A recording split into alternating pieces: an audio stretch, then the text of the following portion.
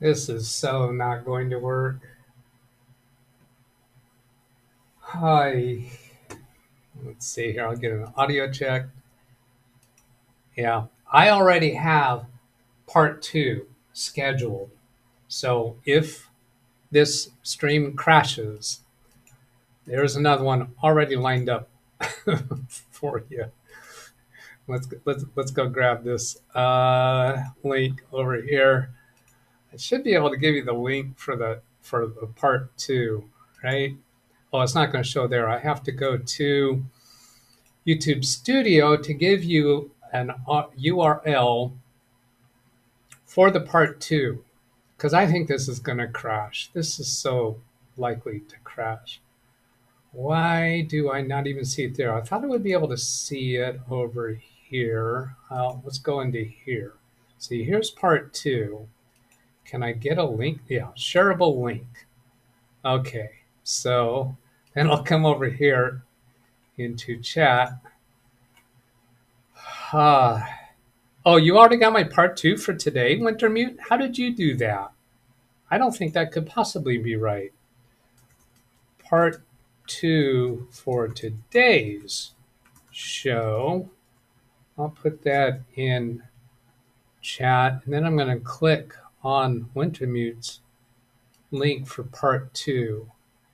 Oh, yeah, it does. Okay, certainly, because it is scheduled. You saw it, so you did get it right. How come I didn't find that?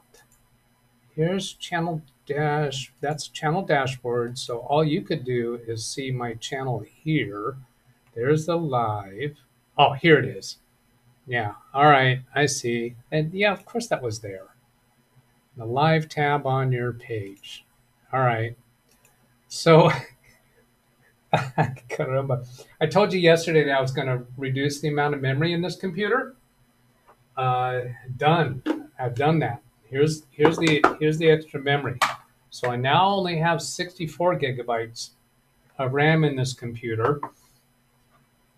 And then shortly thereafter, I was on a phone call with Scott Travis. Yeah, he's been on the show before. I helped him buy a new computer. We did that during a live show. So he contacted me yesterday needing some help with something. So I was recording it, and XSplit crashed, just went away, just closed. That's the problem that's been happening during live streams. The last three live streams have crashed. Yesterday, one recording crashed. This morning, when I went to start, about 5 minutes before the show, I went to load the presentation after turning on my lights, and it closed. So then I actually restarted Big Beast build. Yesterday, after that crash with Scott, once I finished with him, I got into the chat with XSplit tech support. And I was very impressed with how long they worked with me and the amount of detail that they went into. So we spent an hour and 15 minutes on chat.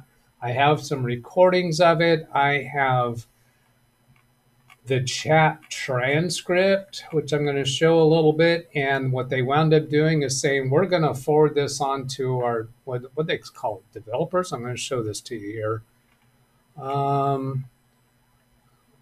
Here, scroll all the way down here. Bunch of technical stuff that they were able to gather that I didn't even know was a way to do. They said, we will relay this to our developers to check the crash dump file and the log file that were provided to help finding the possible cause of this issue. Now, most of the trouble that I've been having has been with XSplit exiting while doing a live stream. One of the things we did yesterday was my live streams were also recording locally. Well, since I had a crash yesterday recording locally, we turned off the local recording concurrent with live streaming. So right now I'm not getting a local recording.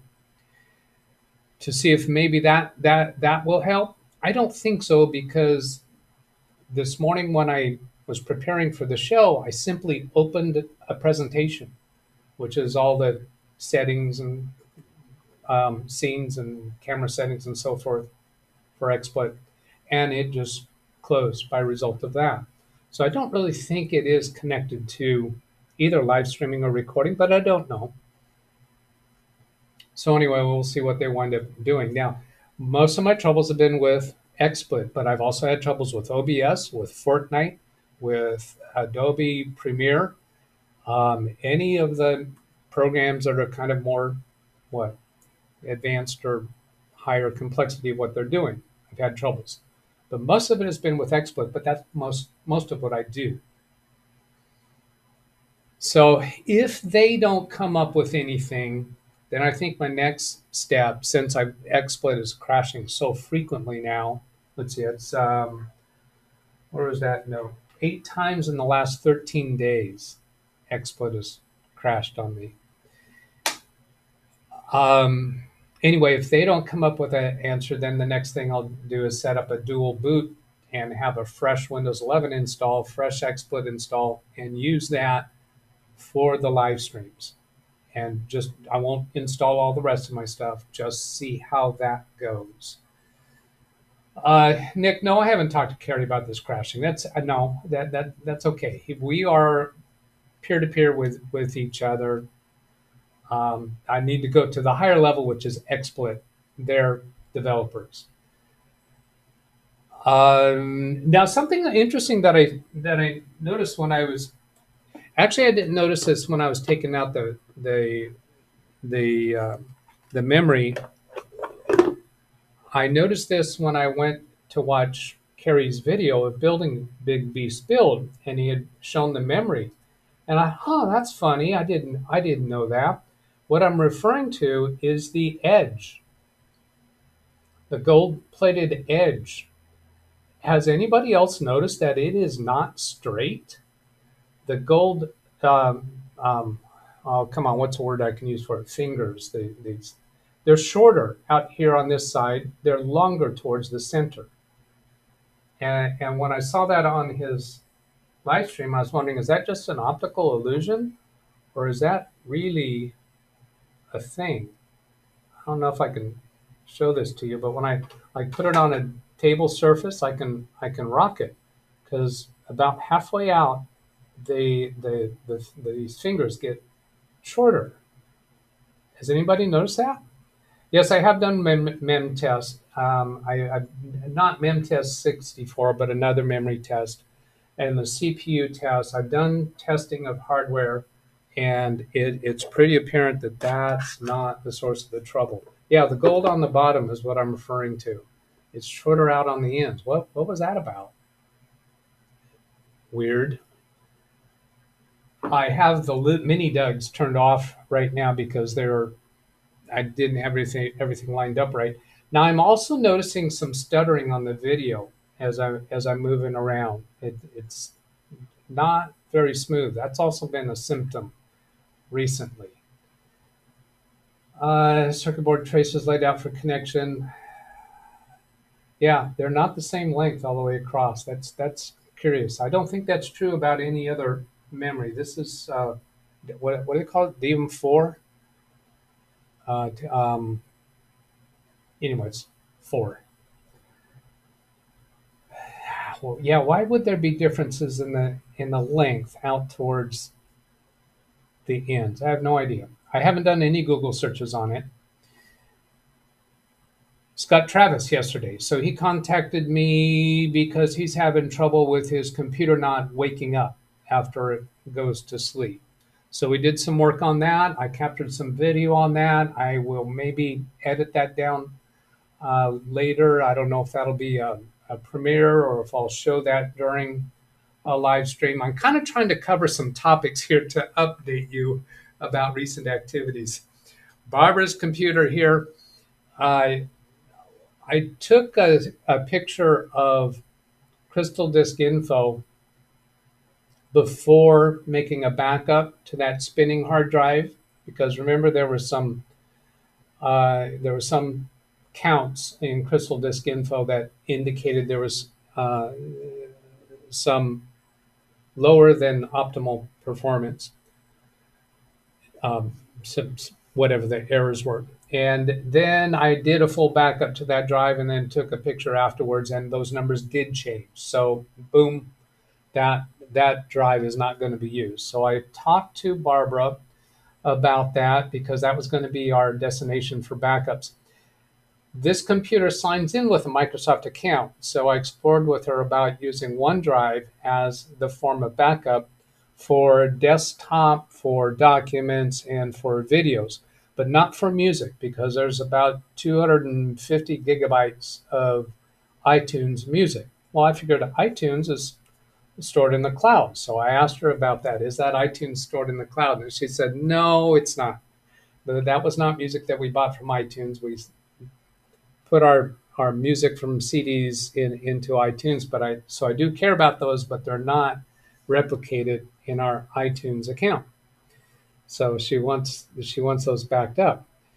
So then we're thinking about what to. Oh, then also in regards to the OneDrive, I figured we still could use OneDrive for documents, desktop, and pictures, but no dice because the email address for that Microsoft account she no longer has access to because it was at Comcast.com, and they no longer have that email account.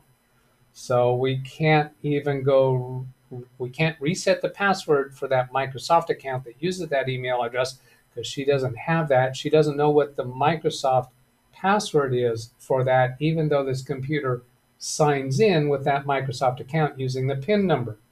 So this just dawns on me now. I need to switch this to a local account. But wait a minute, to do that, don't I have to put in the Microsoft account password?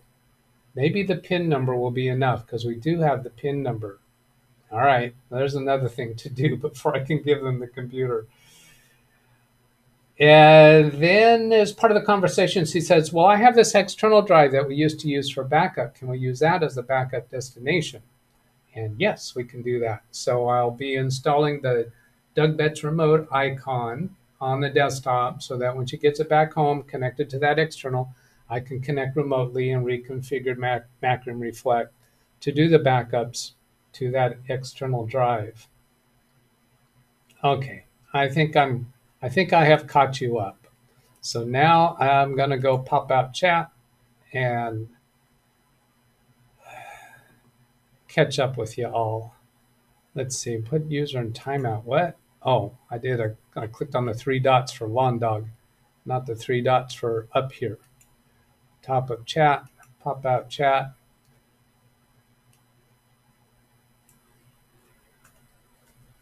And zoom in. Let's see. Oh, curved edge mentioned here. Okay, so that was a link about the curved edge of these memory boards. Alice, hello. Darren Gill home. Carl J. Nick Poverman. I accidentally drank a bottle of invisible ink last night. I'm in the hospital now waiting to be seen. So they sent me to ICU. Good morning to all from Jeff. There's the links for part 2.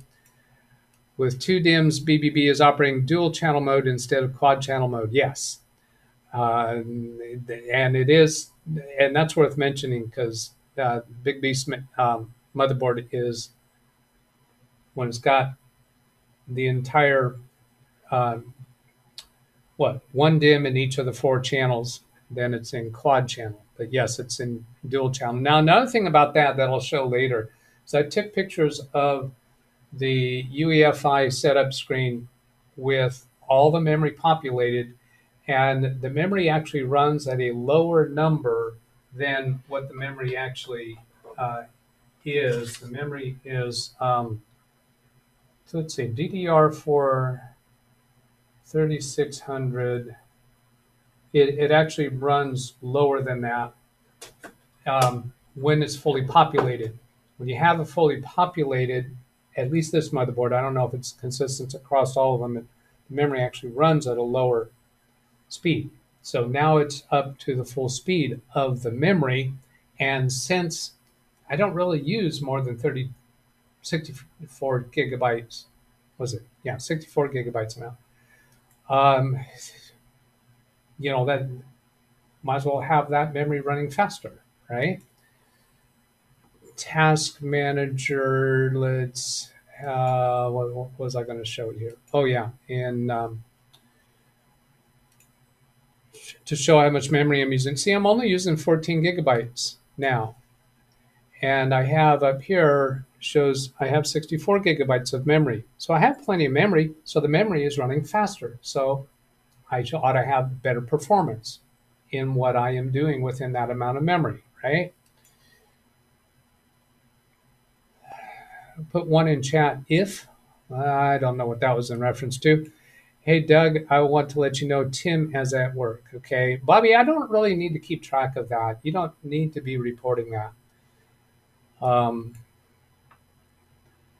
Wintermute 1, Brian Lightfoot -1. I don't know what that's about.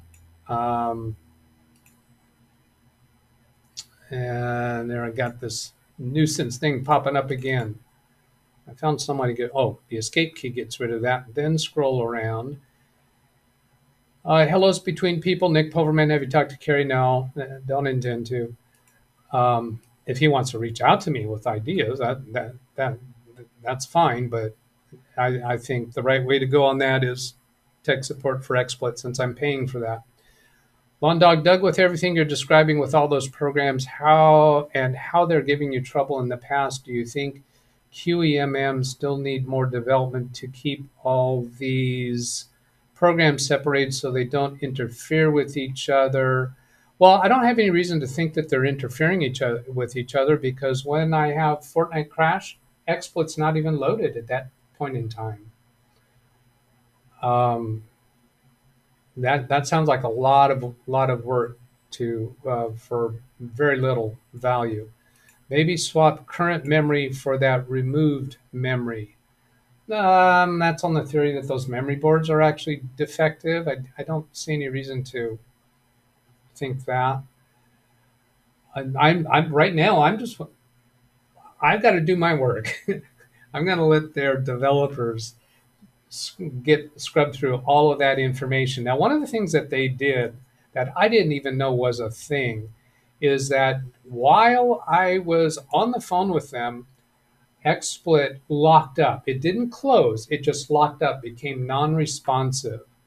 So what they had me do was they wanted me to create a memory dump file.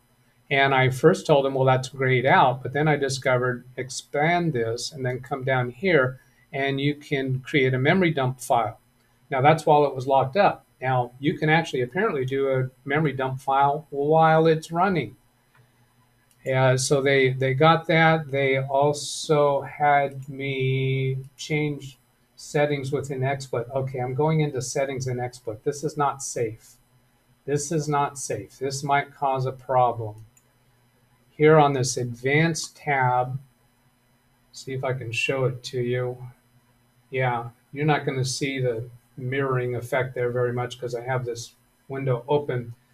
They had me, well, it was set on prefer CPU for video processing, so we changed it to GPU, but after that, I've still had a crash. So that wasn't the source of the trouble. The reason why I was on CPU is to try to get around some other problem that was happening in the past.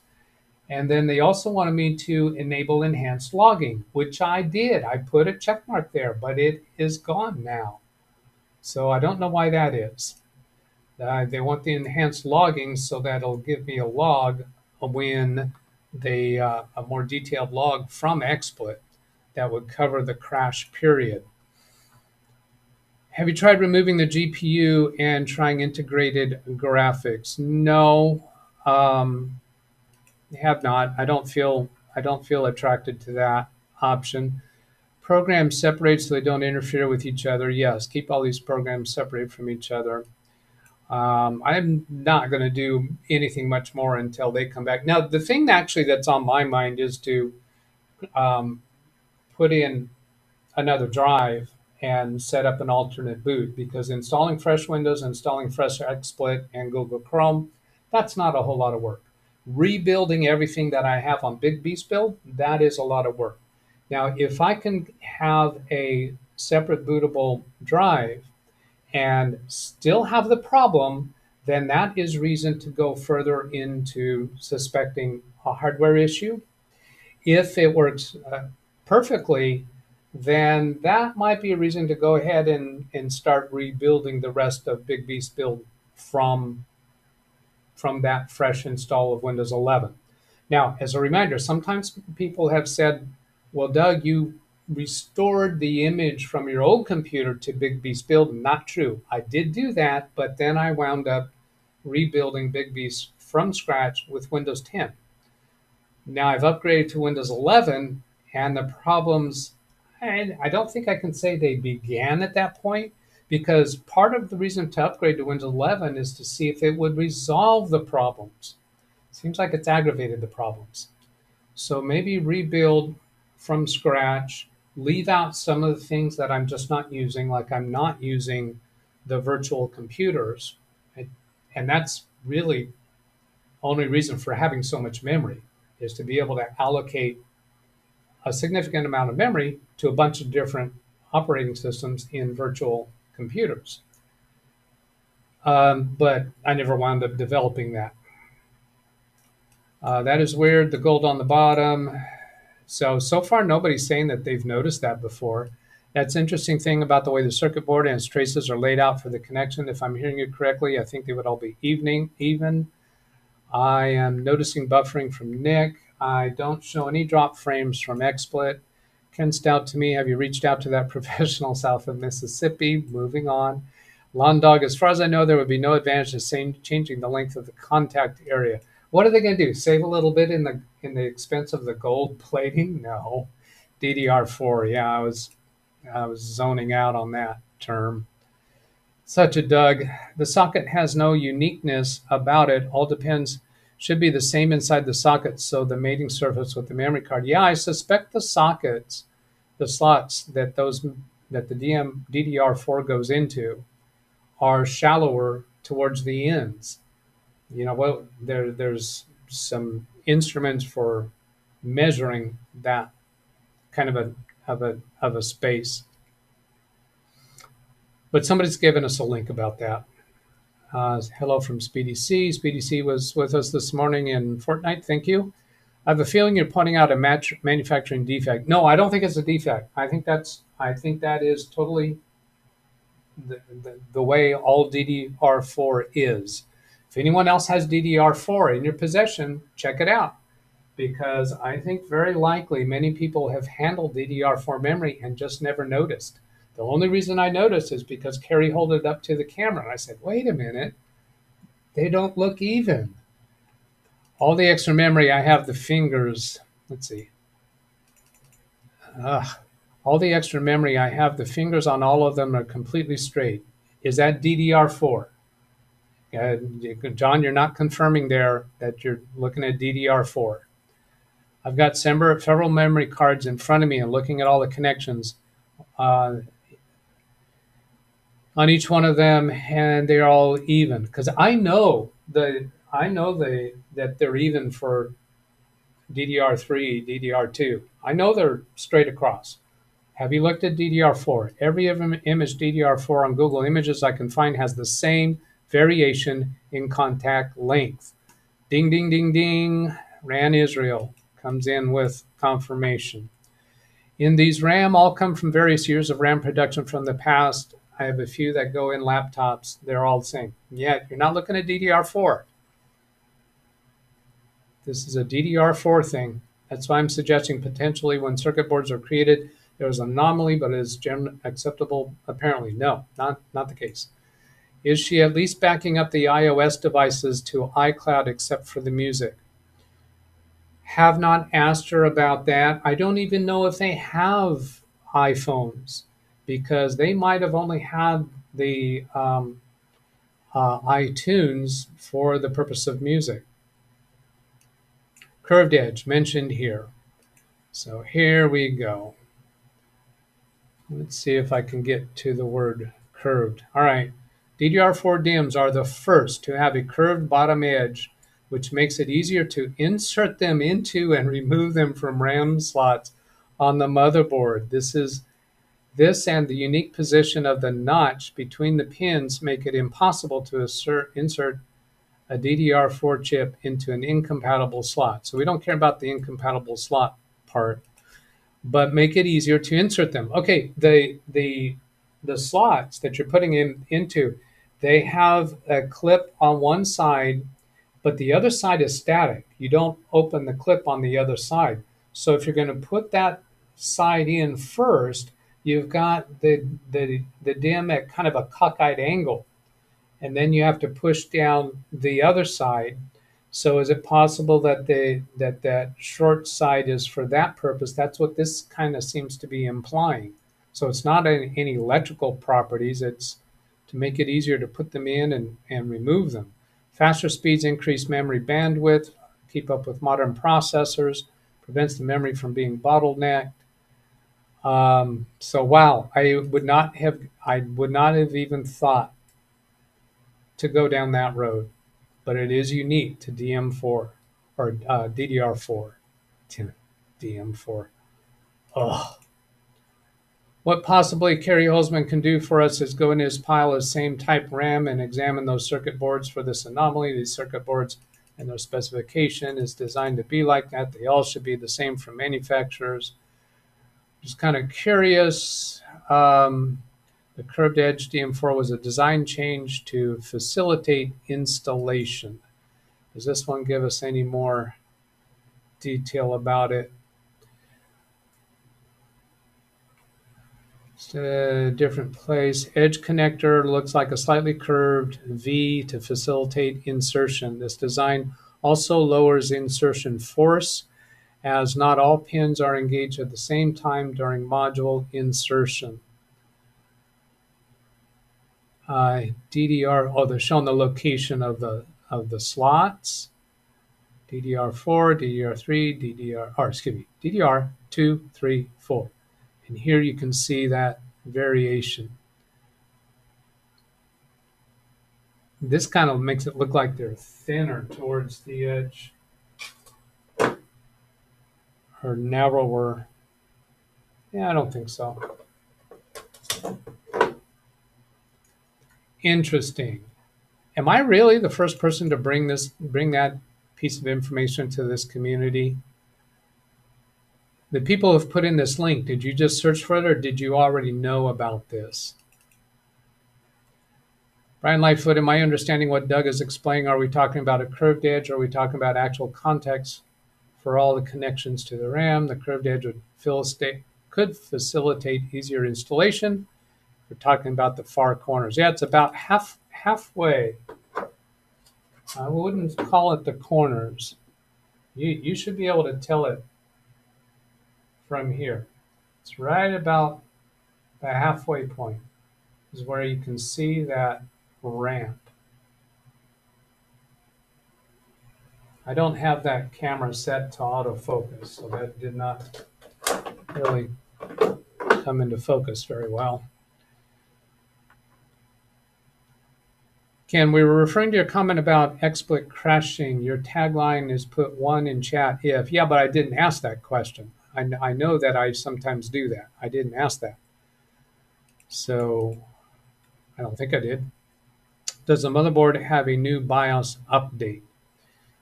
Well, I've checked for BIOS updates a couple times since it's been in my possession. And if XSplit knows that that's an issue, their developers will be asking for that. So I'm not going to pursue any more troubleshooting until I hear from them. Motherboard, my comment about QEMM from the past is kind of a joke. I was trying to be humorous, but there may be a relationship with the problem. Who's to say that memory management? Yeah, I recognize QEMM was a memory manager from back in the DOS days, but I assumed you were talking about running the programs in separated environments. So your thought there was pretty close to a reasonable troubleshooting idea. Who's to say that memory management has gotten all that better? Well, I'm sure it is better than QEMM.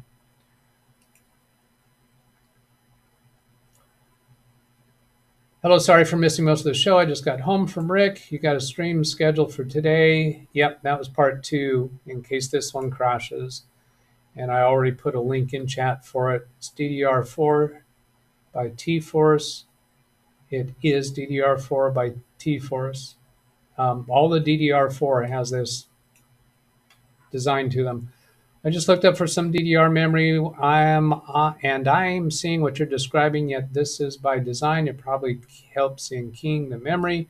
I'm looking at DDR4 right now. They are straight from Samsung. Really?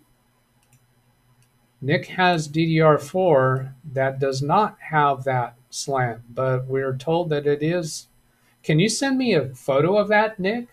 Just take a picture with your cell phone and send it to me at this email address, because I'd sure like to document that if you've got DDR4 that is not that way. In fact, take a picture of both sides of it, please. One dog, I looked at pictures Google. I think Bobby is waiting. That's chit chat. Don't know what that means. Just ask Google to show me pictures of DDR4. Not on DDR4, slight angle both sides. Not on DDR4 slide. Okay, I'm not sure what you're saying there. Sounds like you're saying that you confirm or you deny the symptom that we're seeing. I have DDR4 here and the gold contacts are curved. It looks like it's by design. I don't know if I remember seeing this oddity when I built my machine using DDR4. I just don't remember. I know if I would have looked at them, I would have seen this peculiarity. It's entirely believable to me that possibly most technicians inserting it wouldn't bother looking at it, wouldn't notice it. DDR4 SODIMMs laptop. Oh, that's different. Yeah, SODIMMs would be different because you're not going to have the same insertion issue with laptop memory. You push it in straight. You don't have to go one side then the other, so it'd be irrelevant on laptop memory. I admit I haven't noticed it before from Rand, Rick Lakes. I think DDR5 is the same as DDR4. That makes sense that it would be.